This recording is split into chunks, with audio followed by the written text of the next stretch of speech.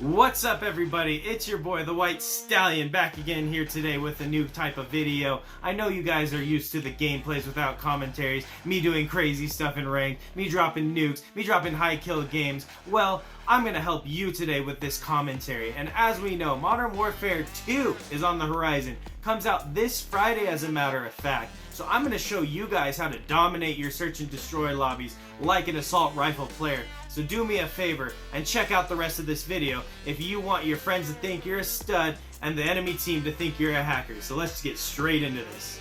I'm playing some ranked play, Miami Search and Destroy. This is the last round to win it. We end up winning this round. And I know what you guys are going to say. Oh, this is an old game. This is an old Call of Duty, 2 years old. But the concepts I'm going to teach you here today are unilateral to every Call of Duty. So let's get straight into the video. The first thing you need to do as a main assault rifle player, or any player really, is to get to your power positions quickly. We accomplish this by switching to your pistol because you run faster with your pistol than your assault rifle. Look at this. Look at the speed. I'm getting to my power position really fast. And on this map, it's called Top Visitor. Top Visitor is a good place because you can see a majority of the map and overlook lanes for your teammates. And that's a big key of playing an assault rifle player. You need to be in power positions, positions where you can see a lot of angles on the map and you can support your teammates from a long distance. It's super important to open up those lanes for them so they can freely move up and down the map.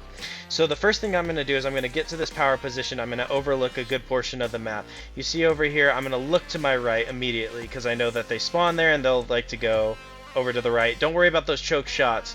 But now something super important happens. I'm going to rewind it about 10 seconds. We're going to get over here.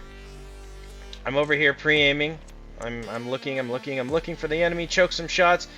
And I'm going to pause. My teammate's about to get shot right here from top balcony. I can't really see the guy, but as soon as he starts shooting, I see it happening. So the most important rule of search and destroy is to always trade out your teammates. What do I mean by this? Well, if your teammate gets killed, you need to get the kill on the guy who got your teammate killed. Because numbers is everything in search and destroy. If you have a 3v4 like the screen is displaying right now, your chances of winning the round of search and destroy go down drastically. So what my responsibility is here, my teammate already got killed, but this guy I have to do everything in my power to kill. So I'm going to back up again and I'm going to just watch the speed of the trade, how fast that comes in. Before the guy can even react after he kills my teammate, he's dead, he's traded out. So just watch it in real time. Scanning, don't see anything over here. Alright, there's a guy over there, and my teammate's getting shot at. Look at that, before he can even get away, he's dead. Now, I need to point your attention to something else, because a lot of things happen in that 2-second clip. So if I come back over here, it should be a 3v3, right? I get the kill, and it is a 3v3. But my teammate, for some reason, is pushing into the enemy spawn. And that's another thing I want to highlight. Especially in search and destroy, most of the time, you do not want to push into the enemy spawn. Especially if you're on defense. Because as soon as the timer runs out, when you're on defense, you win the round. There is really no need for you to push the spawn. You wait for the enemy to push you and plant the bomb so they can win the round. So why risk it by pushing out there? But anyways, my teammate does that. And I turn around, I reload, and I notice this skull, this blue skull over here. My teammate is pushed up into the enemy spawn.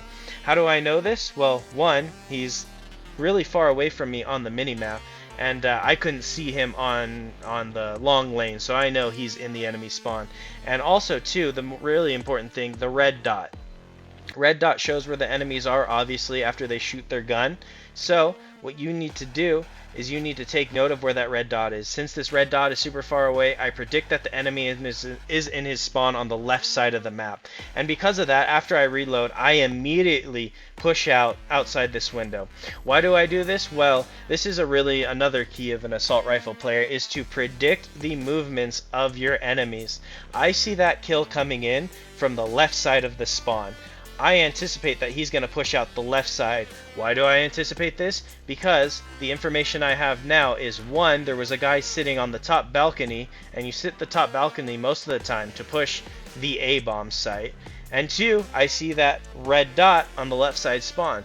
This leads me to believe that even though I saw one guy on the right, I know there are two guys, or were two guys on the left. So that's where I think the push is going to come from. So an assault rifle player, any good assault rifle player, will pre-aim where he anticipates the enemy's coming from. Aim already and wait for the enemy to come into his sights. You have a higher chance of winning the gunfight that way. So I'm going to come over here to the left side. I'm going to pre-aim. I think he's going to be deeper in that tiki area. And then I see him pop up on my screen. He surprises me. And then I unaim and I pre-aim again.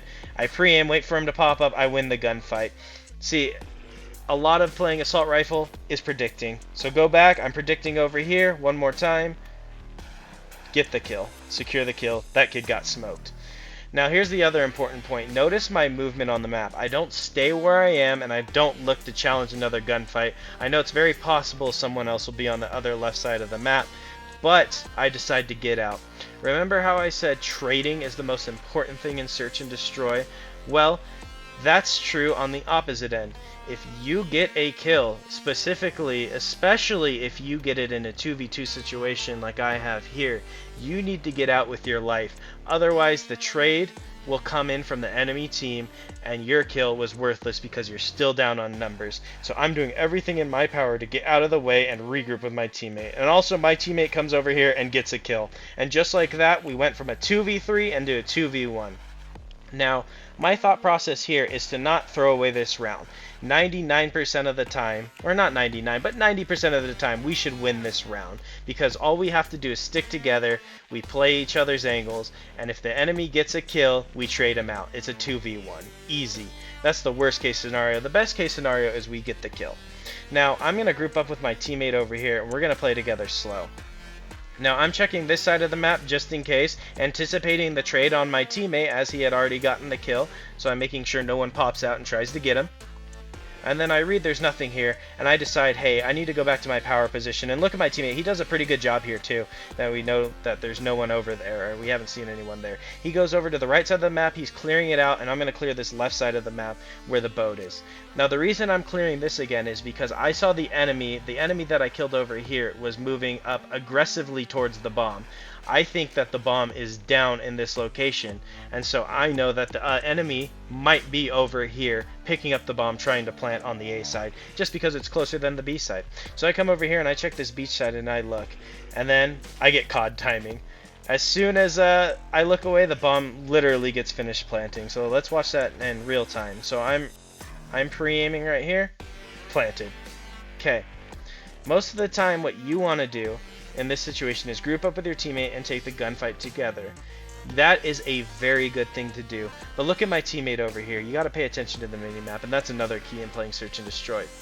I'm looking at my teammate here, and he's looking at this entire right side. So the enemy came up from this top left side, probably planted the bomb over here, and he can't go right without running into my teammate. And in that scenario, I know exactly where he is. But what I decide to do is I decide to challenge this enemy. Why do I do this? Because once the enemy plants the bomb, you have about 2 to 4 seconds to catch him trying to get away into an advantageous position to defend that bomb. Because if that bomb gets defused before those 44 seconds happen, then he loses the round.